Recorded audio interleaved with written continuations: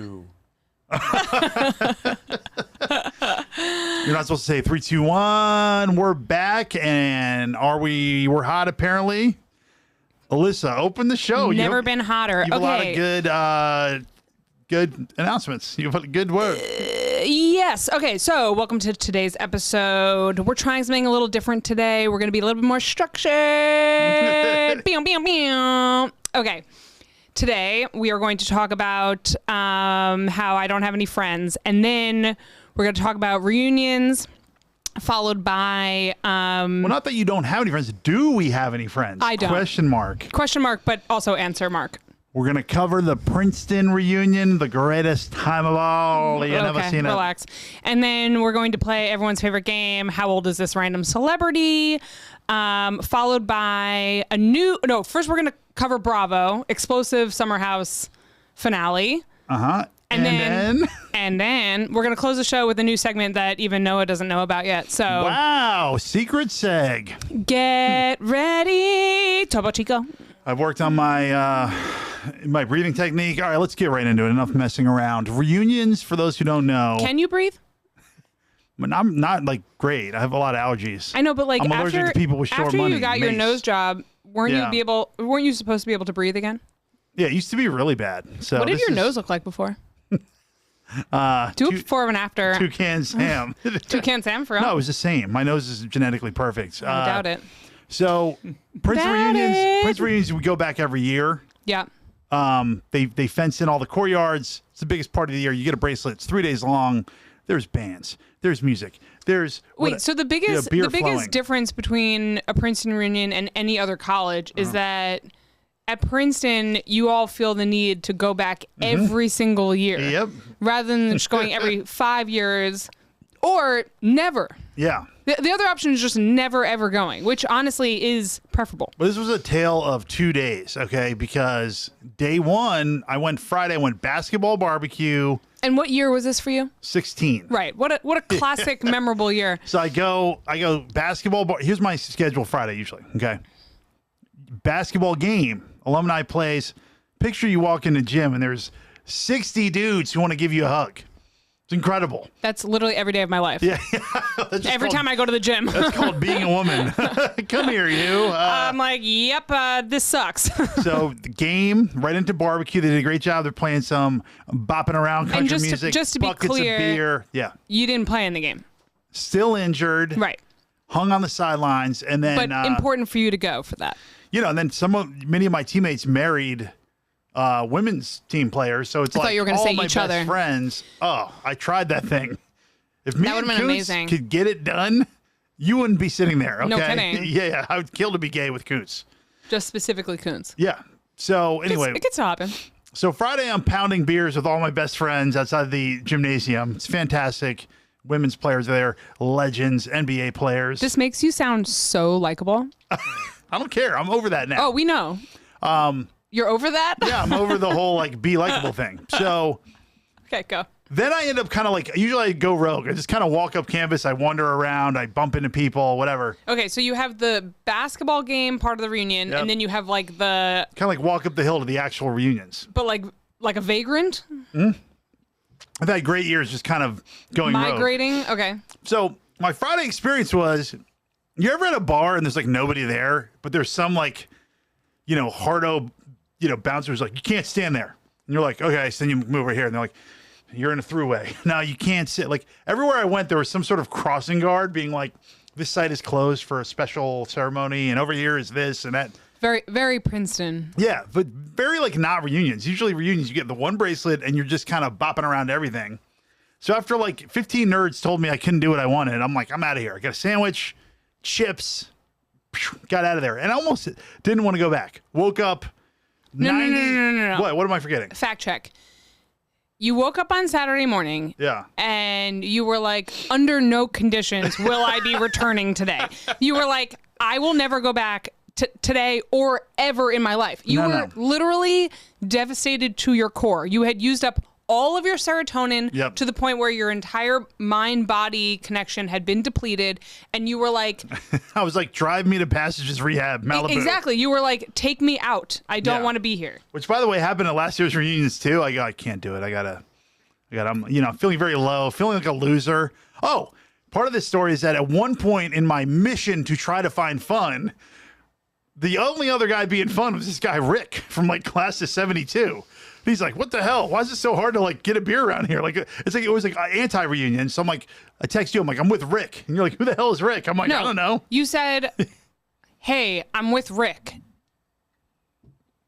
No response for like, or follow-up text for like an hour while I'm like wrangling 2 children into the tub and like whatever. Yeah. And then an hour later, again, no additional information. It's just some picture of a man with white hair. And I'm like, I don't know who this man is. I understand now. Yeah. But I literally, my text before you was like, the one right before it was like, when are you coming home? And you were like, I'm with Rick. But honestly, I was so bored and annoyed on Friday, except for the little basketball chunk, and Rick was great.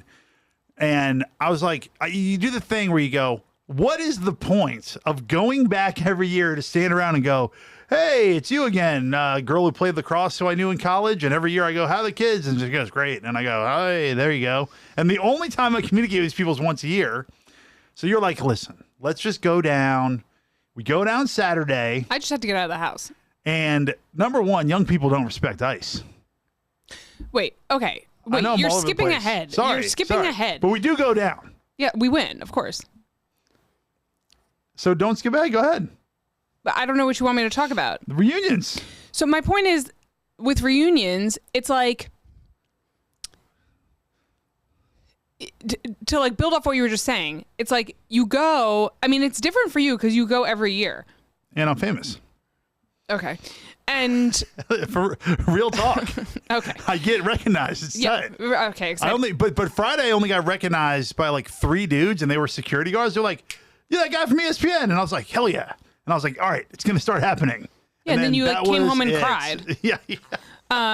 So I was in tears. Nobody recognized me. No, you were like, I don't want to go back. I'm like, it's your dumb party. Like, you're almost 40. Either go or don't go. Like, I did, at one point Saturday morning when you were having a complete mentee B, I was like, we don't have to go. There's like absolutely, we're paying someone so much money to watch our kids. There's absolutely no reason for us to go if you don't want to go. Yeah, and I had my current team member. I always find somebody. I go, you want to make a little extra money? Go give me some beers, give me some ice. He's not your current team member. I'm saying he's on the current basketball team. He's 21 years old. He's not your peer. You don't understand English. I didn't say he's on my team. I say he's on the team member. You said my current team member. But here's the thing, and I don't want to hate on him because he did. That's like if I worked at Starbucks in college and I was like, my current colleague. I don't actively work at that Starbucks. My whole thing is like, there's a big parade through campus. Everybody just has piles of beer. And what I used to do is go crab mode and just like find people's piles of beer and be like, yo, can I get one? And just kind of like, you just like drinking garbage off the ground. Worked out great. But now since we're mature, we have to be the ones providing some of the beer. So I had this guy set it up. But as I'm going in, he's like, yeah, it's not a lot of ice though. I'm like, that's half the thing. It's beer and ice. I just think that in years past, we've been spoiled by the fact that there was a lack of ice. This year, there was like a lack of everything. I was like, we had to force these kids to bring us beers. Also, if you're going to be doing, this is like a PSA. If you're going to be doing like a serious amount of day drinking and you are over 35, I cannot be drinking like Trulies or like some sort of spiked Topo Chico. That is not the move. Yeah. You need beer, which is basically water and will drip down your brainstem. Yes, it will make you fatter, but you need to embrace that. Listen, the guy did a great job of, he got us Modelo's, he got us sliced up little limes, and he did have like a big beer cooler. But then when we went out to the street, to the party houses, which is phase 2 of reunions, there was beer on tap, and it literally was like piss warm foam. So nasty. And I was like, yo, if Princeton does one thing right, usually it's beer culture. But this is my point. Like, where was the ice? The beer should be the easiest part of the entire equation. Like, I should not be like concerned about finding a Miller Lite at what basically is like an overgrown frat party. Like, this should not be the problem. And I'm like, if you hand me some sort of flavored vodka infused swill, this is not the time. I'm too old. I can't be mixing drinks. Are you out of your mind? Yeah. Can I jump ahead with another PSA? Yes, go ahead. But then we have to talk about like I'm not just doing a recap of reunions. I have to talk about what this brought up for us emotionally. Okay, that's smart, and thank you for guiding me. But this is the new structured episode. After hours more of just kind of like wandering around like scavengers, now we're looking for beer. We're hanging out. It was great, and we were with our core group of friends that we know very well, and there were a lot of like rando side characters. It was the opposite of Friday. It was awesome. Isn't it funny to you that some people think of you as the rando side character? Yeah, it's really. Can I tell you something? You're like, you suffer from main character syndrome. The worst of anybody ever. Right. But like we all do. Yeah. But it's also like, it's funny when we talk about these things and you're like, yeah, and that random person was there. But that person is also somewhere at work going, yeah, Noah Savage was there. It was so random. It took me years to not think of reunions as my own personal party that I had to host. Yikes. So, cut to the end of the night. It was a great cover band. We're raging. It's all like basketball players, former basketball players. And I'm like, I'm going to start crowd surfing people because this is awesome. To be clear, you weren't crowd surfing. You were just picking people up by their buttholes. Yeah, I'm crowd surfing them. But the way I'm doing it is that I'm lifting up a full person and then being like, guys, get over here. It's not like a group of people. I watched you. I've been permanently injured from crowd surfing. You looked like the freaking Sasquatch come out from behind like a tent pillar, sneak up behind a grown man, and then lift him up through his crotch into the air. Yeah. These people's faces were not happy. They were not happy. My knees hurt in a way that they never have before. My back hurts. I don't know if I like injured a disc in my spine and I'm just getting residual pain in my legs. But obviously. In either case, I can't ever run or play basketball again. Nor should you. And it was horrific. And then Sunday obviously was the worst possible level of tiredness we've ever encountered. Well, I hadn't been to Princeton reunions in many years because last year for your 15th, I was pregnant and also my dad had just passed. And I was like, I can't physically or emotionally engage with what's happening here. Yeah. The year before that was nothing. What did we do that year? I don't remember. My Achilles exploded the night before. Oh, that's right. You tore your Achilles. The year before that was COVID/other baby. That was COVID-19. I went, at least. Yeah, so I don't think I've even been since 18 or 19. Yeah, and what's amazing about you is that, can I give you a compliment? I wouldn't like it. Permission to give you a compliment is that people that... Do it into camera or it doesn't count.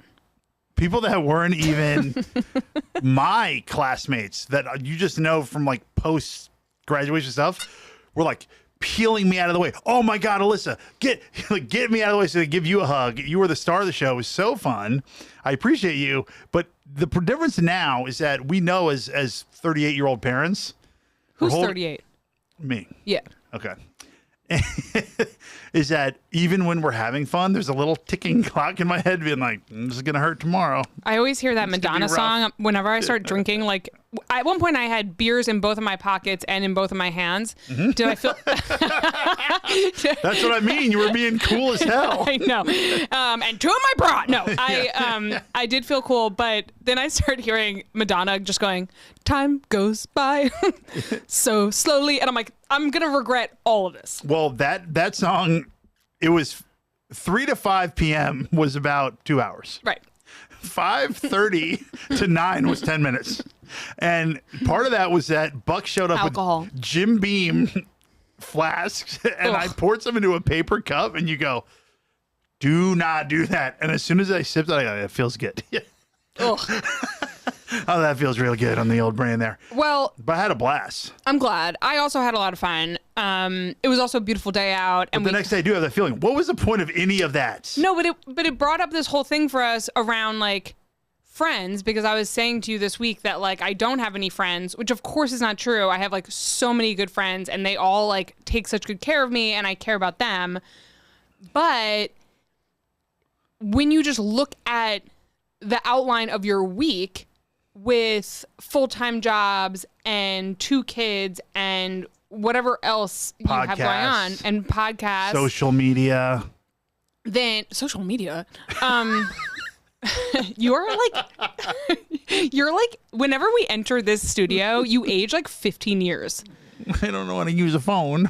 You're like, can you make me a yik yak? I'm like, stop. Nightmare. You are, as the kids say, cringe. But I'm like, you contact one of your friends, okay? You make a plan. It's for 2 weeks from now, roughly, at least 10 days out. You can't be like, oh, do you want to come over tomorrow? No one can do that. No one.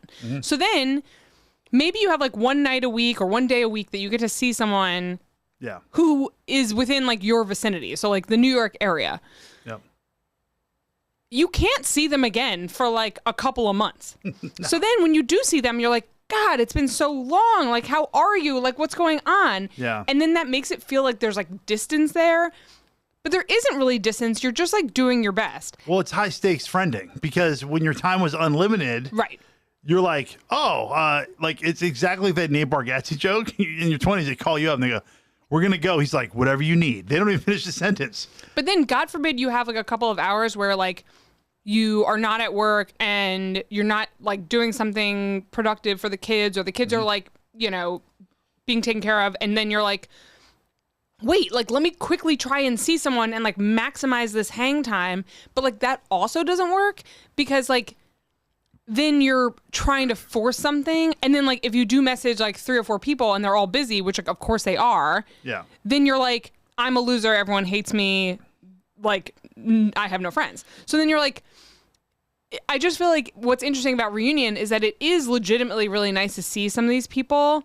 And like, honestly, going to someone else's reunion where I do know some of the friends and like I have my own friends there now is much more fun than going to my reunion, which is like, first of all, and obviously this is like a lot about my mental illness, but it's like, first of all, there's just like a layer of generalized guilt that I don't do as much as I should to keep in touch with these people who I love so much and who like I actually want to see. Yeah. Then there's a second layer of like, I'm going to see people who knew me at a time in my life that I'm like generally quite ashamed of. The pop-off years. I mean, popping off. Oh, like, should I do like 14 shots of Smirnoff in my own closet? Like, that's unacceptable.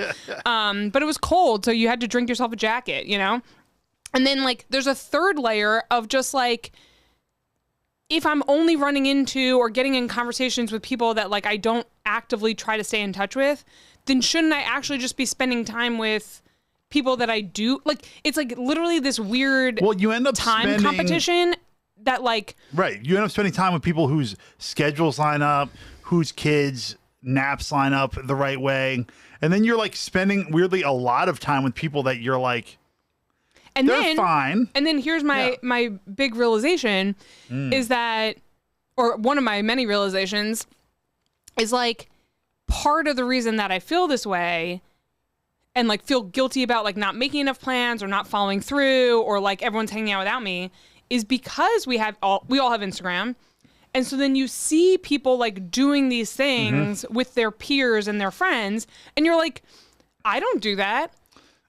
I'm like, I literally like didn't wear pants all day Saturday because we're trying to potty train our 3-year-old. And I was just like chasing him around with like various potties and Lysol wipes. Like, you know, it's like all of a sudden you're like, wait, should I have a group of mom friends? Should we all be on a group thread? Like, I don't have that. It almost feels like I have different group friends. Like we got different mom friends that I text individually. We got one good picture of our crew at reunions. And I was like, and then we're watching, you know, we'll get to Summer House later, but we're watching Summer House and I was like, I wish I had friends like that. I had this weird feeling. And then I'm like, wait, I do. I just spent like 48 hours with all of them that are amazing. And I'm sure people looked at that picture of me and was like, man, that's incredible. But I think the older I get with my reunion, I go, it doesn't need to be more than what it is. No. Last year, I was on stage with the mic. I was hyping the crowd. The other thing is that when I day drink for like hours and hours into the night, I create these little quests for myself, which is also something I noticed. I'm like, we don't have canned beer. We must find it. We need pizza for Jocelyn. This person needs a like I create these weird tasks. We need to call it. It's almost like you're leading a platoon in Iraq. That's exactly what it's like. I call in air support. I'm like, bring the golf cart. We must move and then it annoys me later. I'm like, why did I feel the need to crowd surf people or get on stage or convince the band to play another song? So I actually did less of that this time than I ever have. And like later people love it. They're like, remember when you like made the band move to the Well, roof for no reason? I'm like, yeah, that was sick. I think it I also stole a bus one time after a work happy hour. Okay. I think it speaks to, specifically with reunions, it speaks to this kind of generalized feeling from college, which was like you did everything in a group, right? So if there's like a party, we're all going to the party as a group. Yeah. Then if everyone wanted to leave the party to go to a second location, you needed one person to make that decision. Because otherwise, you're just going to be like either scattered or people like lose momentum and go home. And with reunions, I think you do take on that role where you're like... Oh, I did this time, and I thrived in it, and everybody loved it. Well, but it was the same thing this year where it was like, where should we go? Like, what is like the best vibe? What's the best party? Where can we get more like terrible beer? And the last night at Great Beer, when we finally made it to the 90s cover band tent. But that was like much later. And then I tried to bribe that girl, and I was like, just bring us 8 beers down here. You didn't even tell me about this until the next morning. This is cringe. And by that point, like my brain was just like a deflated beach ball, like mopping up like sand and like seaweed and whatever. And you were like, here's this other thing that happened. And I was like, You started digging a hole. You're like, don't know. I was like, I don't know. But it's cringe only because... Sometimes your like signals are crossed. Like I don't think I did anything wrong because I did it last year and the students loved it. I go, listen, you wanted to give some money to I go, here's $100. Last year I go, here's $200 for the rest of the night for the next 2 hours. I need 6 Bud Lights brought to the front of the dance floor. I was on the committee, like I had dealt with these students before, and they were like, sick, we got you. And it was like a fun party thing. So then this year I go to this girl and I go, do you mind just bringing like more beers out to this table out here by the dance floor in like 20 minutes? And she was like, yeah, okay. She's like, awesome. And like took the tip. And I'm like looking around and like the beers never showed up. So I went back through the line and I go, what happened to those beers? Did they ever like get, and she's like, we're not allowed to leave behind. And I go, why no, you're not allowed to? I'm like, first of all, who's going to get you? The FBI? This is reunions. Like you're just handing beers to alums. Like relax. Yeah, the beers are free. So I was like, so can you bring them now? And she was like, she's getting like really stressed. And I go, listen, don't like, I'm not mad. You're not in trouble. Like whatever. I just feel like, can I get the money back if you're not going to do it? Or could you do it? Cause I like told my boys I got beers coming and it was very awkward. Hungover the next day. I was like, I'm the worst. You know, what's such a bummer about that story. Everything. But also like, she also has a version of that story that she's telling her friends. This monster. Not even a monster, just douche. like, it's just like, what kind of asshole like gives me a tip and then takes it back? And because she's so young, she probably doesn't even like she didn't want to break the rules. And then you're like asking her to break the rules. And then she like got nervous about breaking the rules. And then she just had to like give you your $50 back. But it's like Arnold Schwarzenegger said in his, commencement ceremony address when he said, break the rules, not the law, but break the rules. I'm sorry. That was... And is your new segment called Cringe or Yikes? I'm just guessing. Oh, no. That could be a new segment. Noah, you asked me to structure the episode. Now you're coming up with segments on the fly? Lead us. Okay. Lead us. William Wallace, lead us. Okay, so now it's time for our game. Already? Do you feel recovered from reunions? Well, I did quit drinking as of... When? Sunday. I had 2 different occasions this week where I had a couple of drinks and I did I did feel great. And I do feel concerned that actually my body is just like key operational state is with like 2 to 3 glasses of wine. But we were so good for months to have an actual happy hour, 1 hour where we had 2 or 3 drinks. And we're like, that was fun. And we don't feel like crap today. And real quick before we go to the next thing, Sunday we went to your brother's country club, which was lovely. Mm-hmm. And I was in that mode of like... You just did air quotes. You go, it was lovely. No, I did a little swirl. Lovely. No, but you started to do air quotes, but it but it really was lovely. I know, but you were like, lovely. Yeah. It was like the most expensive place we've ever been. You're like, it was lovely. I'm being serious. I love that place. I know, but you were like having like... Well, your brain's like short-circuited. I was doing that thing where you just try stuff to feel better because you feel so awful. Of course. So I drank 6 full sugar Cokes in a row. And while I was actually swallowing the caffeine and sugar, I was like, this is helping. And then as soon as I would stop drinking, I was like, ugh. And then I had an Oreo milkshake. I had like 16,000 calories, just like attempting. I was like, burger, fries, anything. By the end of the day, I was like 10% better. I did really enjoy all the women at the country club who are like, maybe like a quarter of my size, watching you just like face every single piece of food on the table, and they're just like, oh, they were like, lovely. Yeah, they can just like sense I don't belong. They're like, this sense, they can see it. I'm like, they don't have like a sixth sense. They're just like looking at you. I'm like, what's the tab number you again? pull up, you drove directly on the lawn. You were like, in a Subaru. It was extreme Cousin Eddie vibes. Yeah, I always feel like Cousin Eddie / Rodney Dangerfield. I'm like, let's dance. Hey, whose tennis are these? I'll eat them. And they're like, sir, that's the garbage. It was like extreme, that vibe where people were like, oh no. I always feel like they're annoyed that I'm so happy to be there because the pool is incredible. Whenever I've played golf, and like the last month, I played golf at really fancy places as a guest, like 3 times. And I'm just like, oh my God, this is sick. I'm like, look at these greens. And I could tell they're just like, shh, act like you've been here before. But I'm happy. I don't know why that annoys them. It's annoying. Oh, I'll tone it down. All right, move on to the next seg. Okay, so time for our game, recurring segment. We'll get a sponsor for this eventually. Yeah, we should. People Magazine. They have a lot of money. Yeah.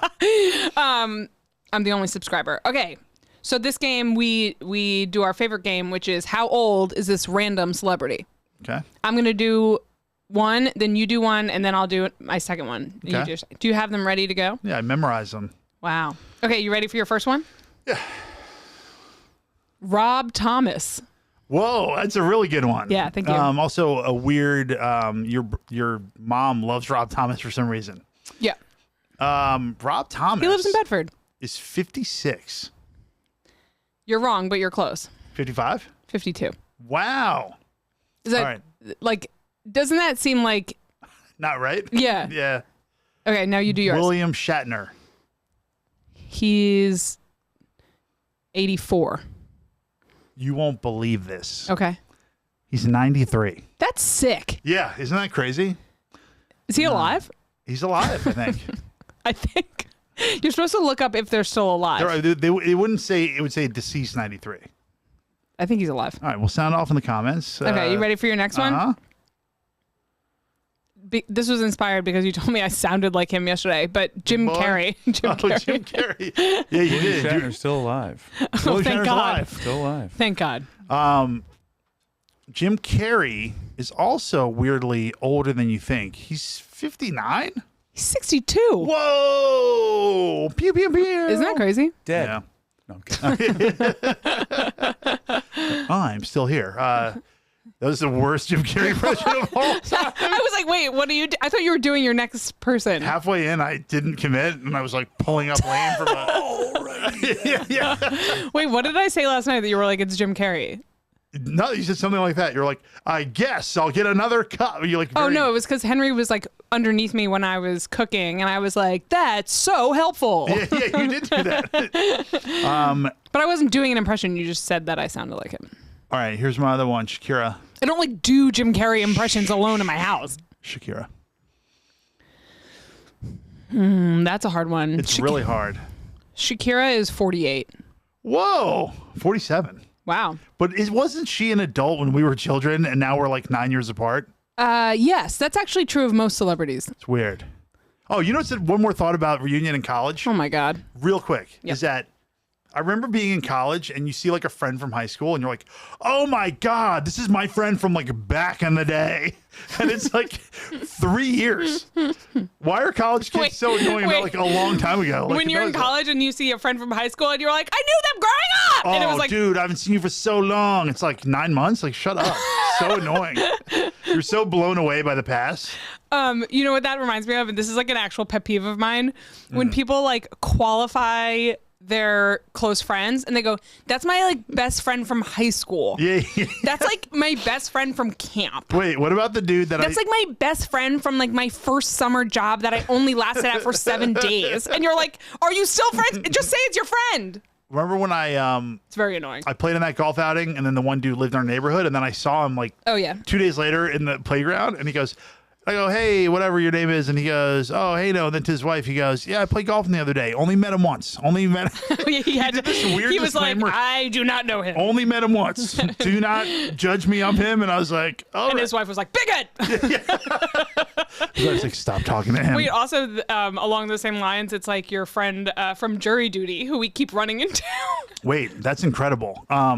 You were like, first of all, we saw them at the playground, and Yeah. he was like this nice looking guy, and he was like, hey, and you were both like looking at each other, and you're like, Yep. jury duty. And I was like, oh Yeah. my God. And then we went to dinner. Well, first I met him in Like jury a duty. year later. I met him in jury duty because we both didn't bring books and they take your phones. We didn't know. So then I started just chatting people up. First of all, I was running the coffee machine. They had one stupid Keurig machine and people kept being like, Wait, when people can't use a Keurig, I want to kill myself. they were like little cats. Like, and First I of was all, like, I hate a Keurig, obviously. I'm like, pull the lever up, put the thing in. You're like, put the lever up. So then for like 2 hours, I mean, jury duty's brutal till you get brought in the room. And then for 2 hours, I'm just running coffee. I'm making coffee for people. Can I tell you something? 2 hours in a room with strangers and without my phone. Vacation. That's my vacation. Right. So then and it's a giant, actually the room is quite beautiful. It's an amazing room. So I met this guy. You were and like, you guys have any shows here? we talked for like 2 hours. It was a great time killer. And then bumped into him in the park. And then we went to dinner. And A he was year just- later. And it's this, New York sitting where you're like a foot away. And it's like, hey, buddy. And We were on the Upper East Side. we hung out with him for like a full hour and a half. We're literally nowhere even like, it's like such a random restaurant that I picked because I was like, oh, let's like leave our neighborhood for once. Yeah. Went across town. You sit down. They're like very attractive couple. Very, very attractive. Mm-hmm. And we're sitting there and you two are like, Yeah. jury duty, the gift that keeps on giving. Well, something that happens in my day job, which is sales, is that the whole game is like being super charismatic and like, like just happy almost. Mm-hmm. So you get into this weird like battle of like who's happier almost. Like, hey, buddy, how are you? And then you're like, it's like, give me your hand. I don't want to. And it's like, you kind of like try to like aggressively outshake them and just be like, yeah. And then after like these sales meetings where that happens, you're just like drained. All right, let's move on. Okay, so let's talk about Bravo because I need to save some time for my final segment. The explosive ending of Summer House. All right, so Okay, so Summer House ended. We knew Carl and Lindsay had broken up because we saw the news that's from how it last started. year. But we saw the actual breakup and the kind of like final weekend they were together. I think that, like, first of all, you start watching the whole summer and you're like, these two people should not be together, which is sad, but it's also like they should not be together. Watching them fight, I wanted to bang my head against it. I actually thought the fights that they did on camera were like very, like, you could tell both of them were like, I'm you're on being camera. filmed, you're being filmed, you're being filmed. Yeah. Like, don't say anything below the belt. Like, don't be mean. Like, I think, as I've told you, I think they had way, way worse and much dirtier fights, like off camera, either like in the cabs or at their apartment or like whenever it wasn't filming. I think they like really let each other have it, and like that sucks. But like you can tell when they're on camera, they're like, I think they're planning out every word because they're like, I don't want to get taken to task here, like by the internet. But I'm like, I don't really know why he had to like wait to the last minute. What's his name again? Carl. Oh yeah, Carl and Lindsay. Because I don't know if we named them. We just started saying they. Everyone knows what we're talking about. Carl's pants all season long were too tight. Okay, number one, that's cutting off circulation to his head. Number two, Lindsay, post breakup, had a little glow up. She looks amazing. A little. But Lindsay's a crazy person throughout this series of the show. But she's been crazy. And she rebranded as like a little nicer. And Carl's brother died like last year and he got sober and he's going through all his shit. But like, I think when he sobered up, he's like, but I guess they got together when he sobered up. So That's my right. theory is wrong. That's right. So my thing is, yeah. I Mike's think like, let me talk about Bravo. I feel like she really has been herself like the whole time he's known her. Like that really hasn't wavered too much. Mm-hmm. And I understand he's going through like a massive life transition, sobriety. He's changing his job. He lost his brother, which is terrible. And like, it is like a lot of upheaval for him. And then he started dating this like person in his life who's like very close with, like whatever. But I'm like, I don't really understand why you have to wait until 2 months before the wedding to reach this conclusion when it kind of seemed like you knew a long time ago. Plus, you said really mean things like, I don't know why I proposed to you. Like, that's really not nice. And you can like, that's what we call an inside thought. You can But think that's also just the truth, which was revealing that, oh, hell yeah, refill the topos. A little topo off. top Thank you. off. It actually reminds me, if I don't want to, Structured and it. I don't want to upset you, but I did date somebody in high school. And I know Jesus you get Christ. she gets very jelly. And at the tail end of our off again, on again relationship that went all the way into like junior year of college, we were still like doing this like back and forth. I just was like, listen, we fight too much. We're 20. Like, it's like, we don't like each other. Like, let's just like leave it here. Yeah, you didn't propose. No, but my point is that if it's that hard, it shouldn't be that hard. Was it hard with me and you when you made me keep it secret for 6 months because you were embarrassed to be with Noah Savage? I was ashamed of you, yes. Yeah, and we used to meet in a Chase ATM to make out because we couldn't even show our affection at the creek in the cave, Mike. And she used to make me meet in the ATM, but she couldn't wait for this a nice. This is because the comedy world is so sexist. No, it was smart. I agreed to it. Oh, it was because, and guess what? When we did come out, you lost a lot of bookings because they didn't want Big No hanging around. Yeah, no one wanted me anymore. I know. I've ruined your life. I'm sorry. Anyway, this isn't about us or your high school girlfriend. It is because everything, first of all, isn't about us. What show are you on? But my point is... it's about us. My point is, like, it's not sad that they broke up, but, like, the way he did it was a little unnecessary, and I feel like talking to your friend Kyle on camera, like, doing some of these things, like... they lived together, right? Like, he could have just pulled her aside one day, like, after going to the gym or whatever, or going to therapy, and been like, I am very concerned that this is not going to work out for us, and I don't want to go down this path of, like, doubling down on my commitment level to you when, like, I'm not happy and I don't see it getting better. Like, we've worked on it. Because even at the end, she's like, well, I want to keep working on it, and he doesn't, right? So, like, that is your answer. Like, that's your answer. Mm-hmm. But I'm like, I don't really think that, like... Listen, Lindsay's a fighter, okay? Her whole life is about sticking with it, not giving up, being feisty. She's really, like, accomplished a lot. She has her own PR firm.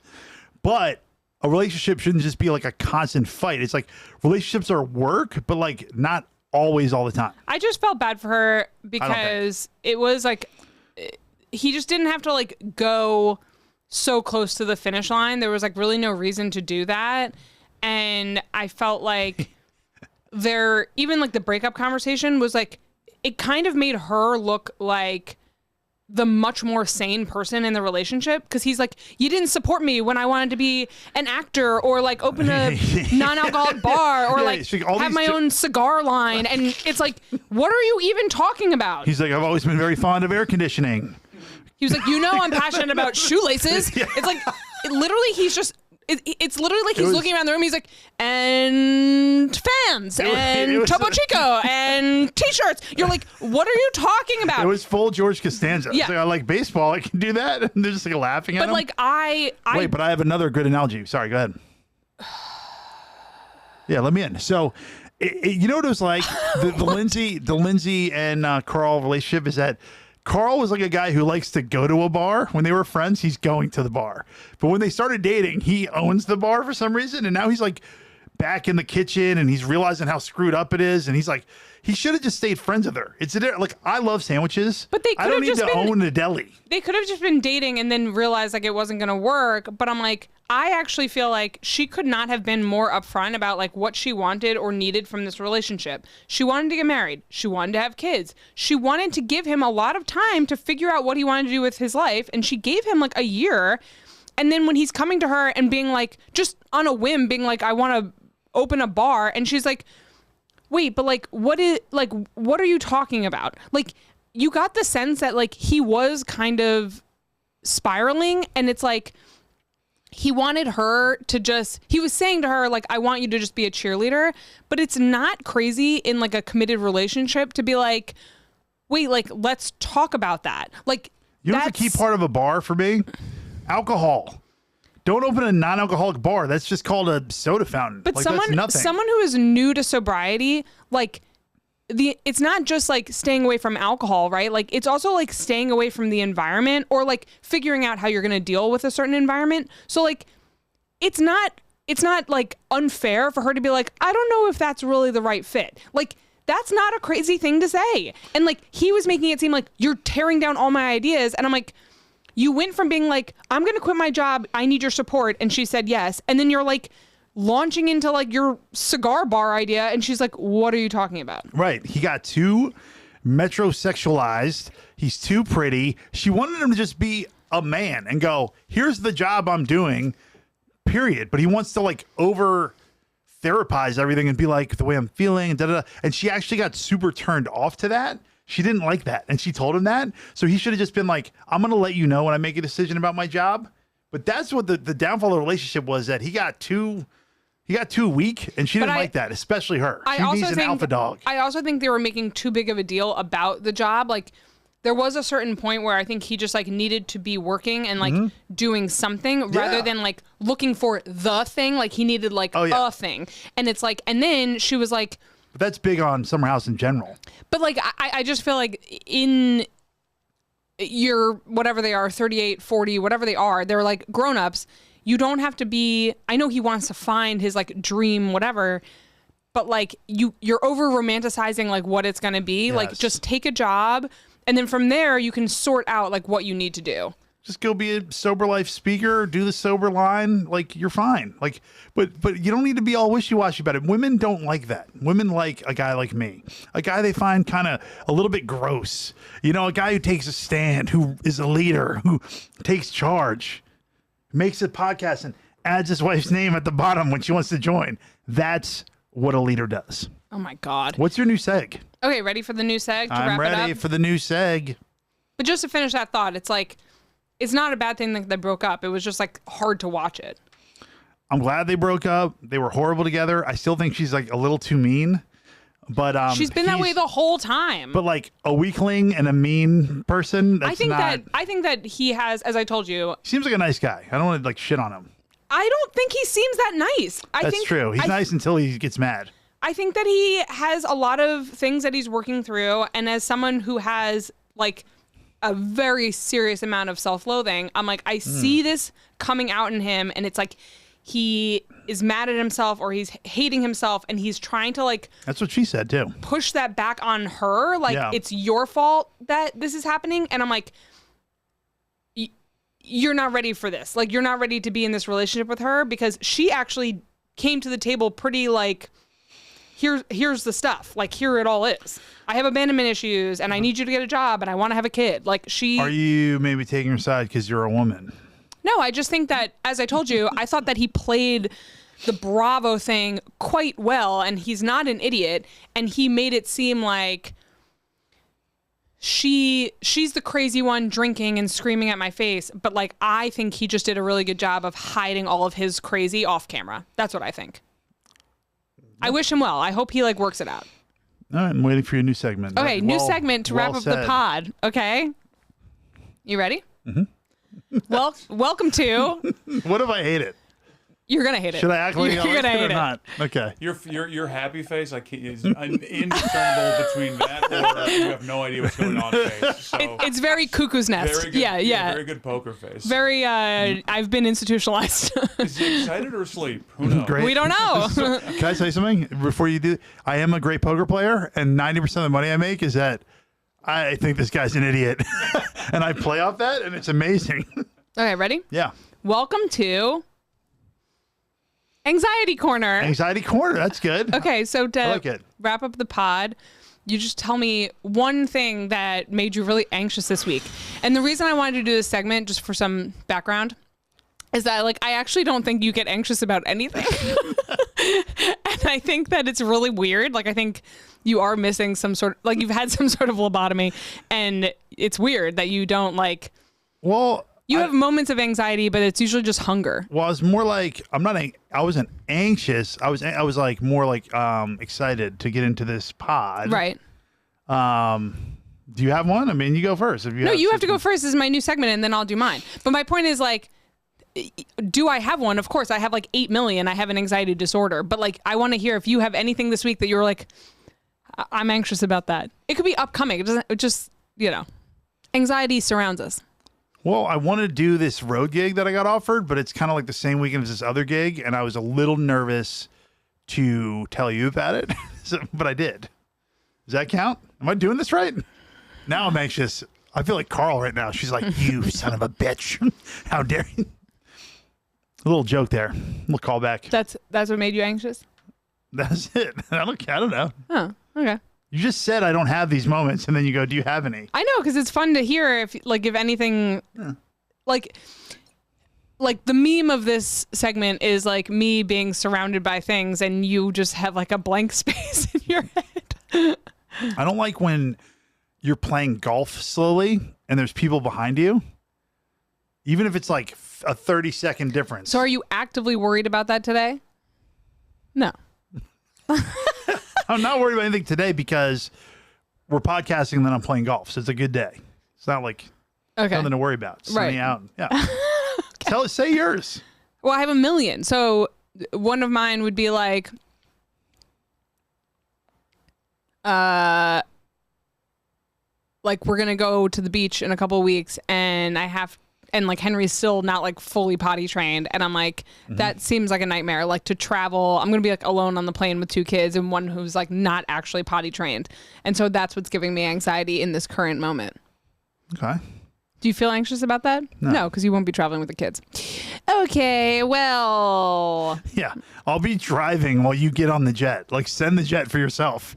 And I usually do. Last time we went, you stepped out of a private jet like you were, Ivanka Trump, and I had a Wendy's bag. You think I'm going to be single with cheese? All right, so don't act like you have the harder one. You think of all the celebrities who have private jets, you're going to compare me to a Trump?